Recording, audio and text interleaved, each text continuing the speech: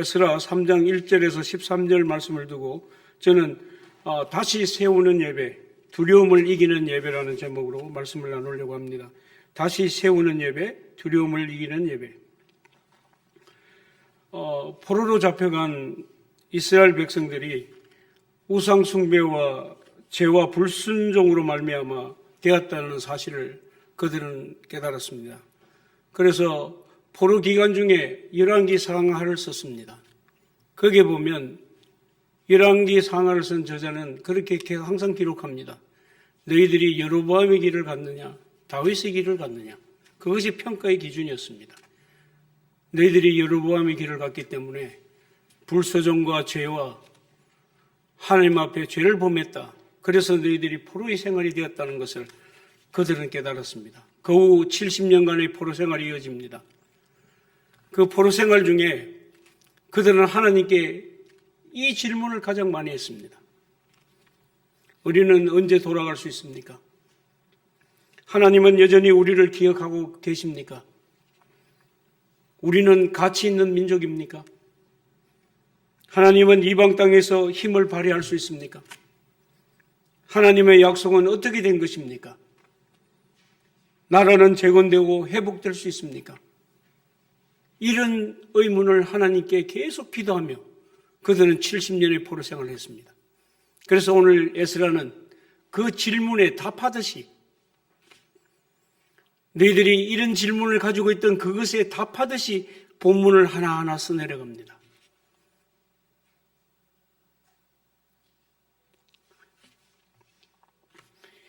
그래서 에스라를 우리가 볼 때는 책망하는 글귀가 아닙니다. 하나님이 이스라엘 백성들에게 너희가 잘못했다고 책망하려는 게 아닙니다. 에스라의 주제는 회복입니다. 너희들이 겸손하고 내 앞에 순종하며 나오면 내가 다시 회복시켜 주겠다는 것이 우리 에스라를 읽는 우리의 자세가 되어야 합니다. 그것이 하나님께서 에스라를 통해서 우리에게 주시려는 말씀입니다. 오늘 에스라 1장에서 하나님께서 고레스의 칙령을 통해서 고레스를 감동해서 하나님이 부르셨습니다. 그들이 응답했습니다. 49,000명 정도, 그리고 5만 명 정도가 1차로 들어왔습니다. 그거 쉬운 일이 아닙니다.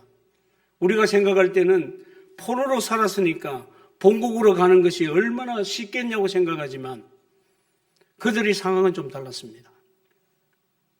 바벨론에 70년간 생활할 때에 200명의 관료 중에 12명이나 그 관료 안에 들어갔다는 문서가 있습니다. 그들은 농업에서, 상업에서, 정치적으로 굉장히 안정된 삶을 살았던 사람들이 많이 있었습니다. 그런데 그것을 두고 간다는 거, 그거 절대 쉬운 일이 아닙니다. 거기 가면 아무것도 없습니다. 집도 없고, 나를 지켜줄 안전도 없고, 아무것도 없는 상황에서 내가 글로 들어간다. 그거 정말 쉬운 일 아닙니다. 그런데 1장 5절에 보면 이렇게 기적이 있더라고요. 이에 유다와 베냐민 족장들과 제사장들과 레위 사람들과 그 마음이 하나님께 감동을 받고 올라가서 예루살렘에서 여호와의 성전을 건축하고자 하니 하는 자가 다 일어났다 그랬습니다. 감동된 자가 있었다는 겁니다. 그래서 그들이 일어났다는 겁니다. 그리고 그 나머지 사람들은 사면 사람들이 그 은그릇과 금과 물품들과 짐승과 보물로 덮고 그 외의 예물을 기쁘게 드렸더라. 우리가 단기 선교를 보내면 가는 선교사, 보내는 선교사 이렇게 이야기합니다. 그거 마찬가지입니다. 절대 쉬운 일은 아니었습니다. 그러나 하나님이 감동을 줘서 그들이 결단하고 5만 명이나 1차로 갔다는 겁니다. 포로가 3차에 대해서 기한을 합니다. 1장에서 6장까지는 1차로 기한을 합니다. 거기에 주제가 대표되는 자가 예수아와 스룹바벨입니다. 그리고 2차에는 예레미야가 데려갑니다. 그리고 3차에는 느헤미야가 데려갑니다. 3차에 걸쳐서 본국으로 돌아가게 된다는 겁니다. 그런데 여기서 가장 중요한 것은 이들이 제일 먼저 한 것이 예배를 회복하는 일이었다는 겁니다. 그래서 저는 먼저 온전한 삶과 관계로 회복되는 첫 출발은 하나님께 드리는 예배를 회복하는 것이다. 여러분, 우리의 삶 속에, 우리의 관계 속에 어그러지고 망가지고 힘든 일이 얼마나 많습니까? 그런데 그것의 가장 첫째 방법은 예배를 회복하는 것이라는 겁니다. 오늘 1절에 보면 이스라엘 자손이 각자의 성읍에 살더니 일곱째 달에 이르러 일제히 예루살렘에 모인지라 그랬습니다. 돌아와서 각자가 주신 그 성읍, 어제 목사님은 이 각자의 성읍을 자기가 처음 받았던 첫 사랑의 장소다 그렇게 설명을 했습니다. 그곳에서 안주하며 얼마 동안 살았습니다. 아마 한 3개월 정도 될 것 같습니다. 그런데 7월이 되었을 때 일제히 예루살렘에 모였다 그랬습니다. 여기서 일제히라는 말은 한 사람같이 한 명도 낙오된 적 없이 일제히 다 모였다는 겁니다. 어디에? 예루살렘에. 뭐하러? 예배드리러 모였다는 겁니다. 7월은 무엇입니까? 이스라엘에는 7대 절기가 있어요. 그런데 하나는, 3개는 1월 달에 있고 3개는 7월 달에 있습니다. 그리고 중간에 한 개가 있습니다. 1월 달에는 우리가 잘 알듯이 유월절과 무교절과 초실절이 있어요. 그리고 49일이 지난 7주가 지난 77절에 중간에 하나가 있는 것이 77절입니다. 그리고 7월에 가면 3개의 절기가 있는데 1월 달에 첫 번째 절기는 나팔절입니다. 하나님의 심판, 하나님의 재림을 임재하는 나팔절이 7월 첫째 철일에 1일이 있습니다. 그리고 10일에는 대속절이 있습니다. 그리고 15일에는 초막절이 있습니다. 그래서 7월에 다 모였다는 것은 이 절기를 지키기 위해서 다 모인 겁니다. 1일에 나팔절, 10일에 대속절, 15일에 초막절. 그래서 2절에 보면 그 증거가 나옵니다. 요사닥의 아들 예수아와 그 형제 제사장과 서에다일의 아들 스룹바벨과 그의 형제들이 다 일어나서 이스라엘 하나님의 제단을 만들고 하나님의 사람 모세의 율법에 기록한 대로 번제를 그 위에 드리려 할세 그랬습니다. 우리가 이스라엘의 온 순서를 쭉 보면 정말 이 사람들은 그 서열대로 쓰지 않습니다. 오늘은 예수아가 스룹바벨보다 먼저 나옵니다. 스룹바벨은 총독입니다. 서열로 쓴 게 아니라 이거는 예배에 대한, 제사에 대한 거기 때문에 제사장이 먼저 이름이 나옵니다. 예수아, 스룹바벨. 그래서 그들은 제일 먼저 제단을 만들었다고 그랬습니다. 여러분 말씀드렸지만 우리가 어떤 것을 정착할 때 제일 중요한 게 뭡니까? 내가 사는 터전입니다. 내가 여기 살려고 왔으면 아무리 내가 믿음을 가지고 내가 이 나라를 사랑하는 마음으로 왔다 갈지라도 내가 먼저 사는 것이 중요합니다. 그런데 이들은 제일 먼저 하나님의 제단을 만들었다고 그랬습니다. 그리고 둘째는 모세의 율법에 기록한 대로 제물을 드리는 것이었습니다. 그들이 가장 원했던 것은 예배를 복원하고 하나님의 관계를 회복하는 것이었다는 겁니다. 모세 때부터 인도하신 하나님, 에스라 제자는 출애굽기를 모티브 삼아서 에스라를 기록하고 있는 것이 분명합니다. 그래서 제2의 출애굽, 제2의 출바벨론이라 그렇게 이야기합니다. 그런데 그건 도저히 상상할 수 없는 일이었습니다. 그들이 본국으로 돌아온다는 것은. 그런데 하나님이 고레스를 감동해서 그 정책이 그 모든 민족을 고향으로 돌려보내는, 어떻게 그런 일이 있을 수 있습니까? 그러나 그들은 예배를 드리면서 그것을 하나님께 진정으로 감사하는 마음으로 예배를 드리고 있다는 겁니다. 이것이 예배의 회복입니다. 여러분, 예배의 회복이 무엇입니까? 우리는 매일 이야기합니다. 하나님, 우리의 예배를 회복하여 주옵소서. 우리가 하나님께 나가기를 원합니다. 바벨론으로 잡혀가기 전에 이스라엘 백성들은 하나님께 제사를 안 지냈습니까? 근데 하나님이 왜 그것을 받지 않으셨습니까? 예배의 회복은 형식적으로 드리는 예배가 아닙니다. 진심 어린 예배로 드리는 겁니다. 그런데요, 사람이 평안해지고 되면 예배가 형식적으로 될 확률이 굉장히 많습니다. 우리가 시편을 보면 다윗은 시온산에 하나님 성전에 올라갈 때에 내가 성전에 어떻게 도착했는지도 모르게 그 기쁨으로 그 성전에 올라갔다, 그렇게 기억합니다. 얼마나 기뻤으면, 하나님께 나오는 것이 얼마나 진심으로 기뻤으면 그런 표현을 썼을까요? 그것이 예배의 회복입니다. 사람 중심에서 하나님 중심으로 드리는 것, 하나님을 만나는 것, 그것이 예배의 회복입니다. 분주한 마음에서 경건한 마음으로 가는 것, 세속적 가치에서 거룩한 헌시로 드리는 예배. 여러분, 우리가 예배를 드릴 때 사소한 거 하나까지 많은 이야기를 합니다. 심지어는 예배 드리기 전에 좀 조용히 했으면 좋겠습니다.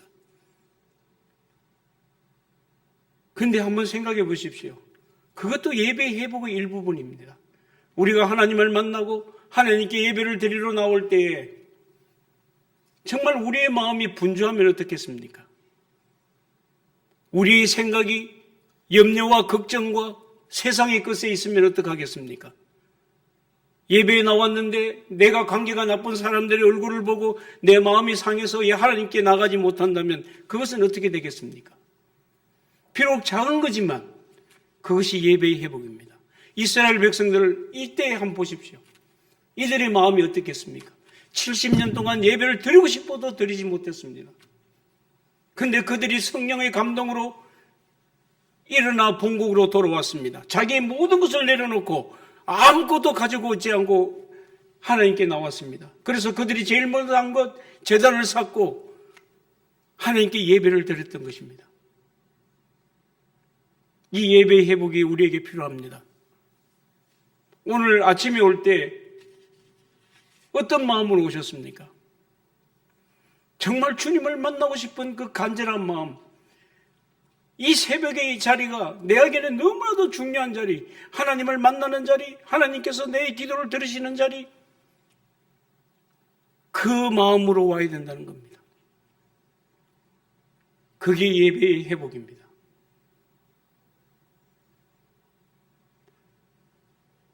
저는 중국에서 선교하신 한 분들이 그렇게 이야기를 해요.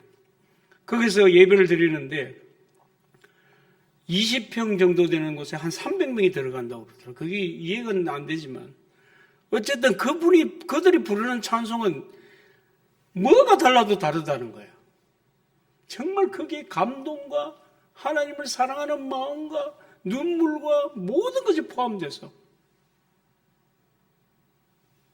예배 회복입니다. 우리는 예배 드릴 때 얼마나 평가하는 자세로 있을 때가 많습니까? 오늘 성가대가 저건 사람이 좀 없네. 성가대는 오늘 저 사람은 잘 못하면서 왜 저 서 있나? 이런 이야기도 많이 하잖아요. 그렇지 않나요?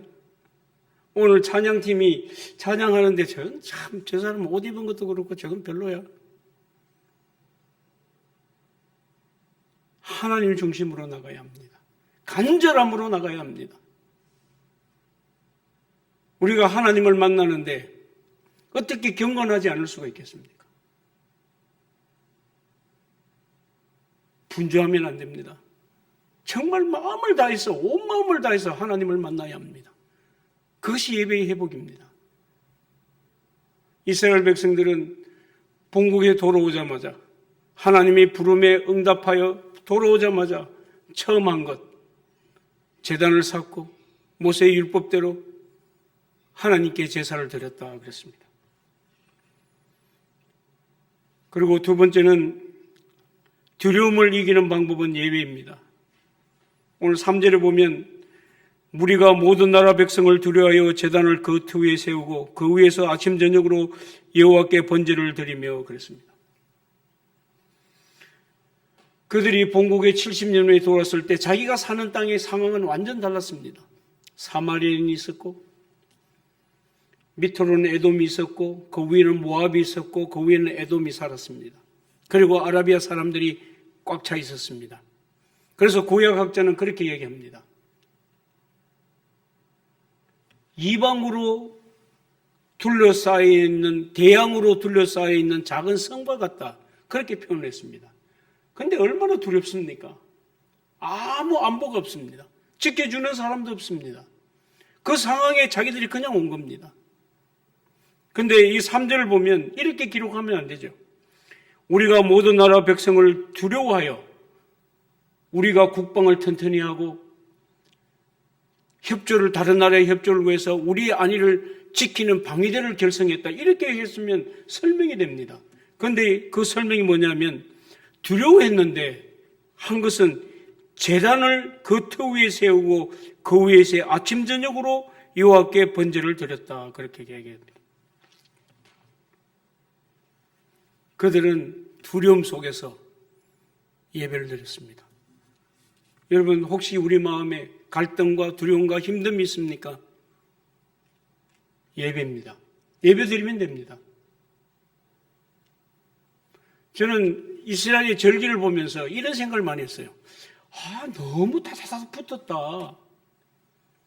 요거 끝나면 요거 해야 되고 요거 끝나면 요거 해야 되고. 근데 그 한 이유가 있더라고요. 우리에게 찬스를 주면 안 돼요. 우리의 신앙생활에 어떤 기회나 찬스가 있으면 죄악이 얼마나 빨리 들어오는지. 그런데 정신없이 예배를 드려야 합니다. 그래야 들어올 기회 없어요. 새벽기도 오고 수요 예배 오고 토요 새벽기도 오고 주일 예배 드리고 신년 특별 새벽기도 하고 부흥회 하고 그렇게 집중적으로 드릴 때 우리의 마음이 흩어지지 않습니다. 그 두려움이 사라집니다. 집중적으로 예배를 드렸다는 겁니다. 그런데 그것뿐만 아니라 예배를 지속적으로 했다는 겁니다. 일시적으로 한 번 드리는 게 아닙니다. 초막절 절기를 지켰고 매일 드리는 상번제와 초하루에 드리는 월삭 제사를 드렸다는 겁니다. 일상생활의 꾸준한 예배, 두려움을 이겨냅니다. 예배가 교회가 많으면 우리가 불평할 때 얼마나 많습니까? 그냥 일주일만 하지. 2주일이나 해. 힘들어. 새벽에는 일어나기도 힘든데. 근데 나오는 게 힘들겠습니까? 예배를 인도하는 사람이 힘들겠습니까? 저는 오늘 이 새벽기도 이거 미스 안 하려고 일어나면 1시, 일어나면 또 1시 50분, 또 조금 누워있으면 2시. 몇 번을 깬지 몰라요. 그 나오는 거는 쉽잖아요. 그냥 일어나서 그냥 이렇게 세수하고 이렇게 나오면 되니까. 그러나 인도한다는 건 또 뒤풀은 이야기입니다. 근데 이스라엘 백성들은 꾸준한 예배를 드렸다는 거예요. 이것이 굉장히 중요합니다. 우리가 예배를 회복해서 하나님께 진심으로 나오는 것, 그보다 더 귀한 것이 어디 있습니까? 그것이 인간의 성공 아닙니까? 우리 마음의 갈등과 두려움과 어떤 문제가 있는지는 모르지만 그것을 이길 수 있는 것은 예배인 것을 확신합니다. 오늘 이스라엘 백성이 이 본문에 나온 것 같이 돌아와서 제일 먼저 예배를 회복했던 것 같이 모든 두려움을 예배로 이겼듯이 우리의 삶 속에서도 예배로 이겨내는 저희들 되시기를 축원합니다. 기도하겠습니다.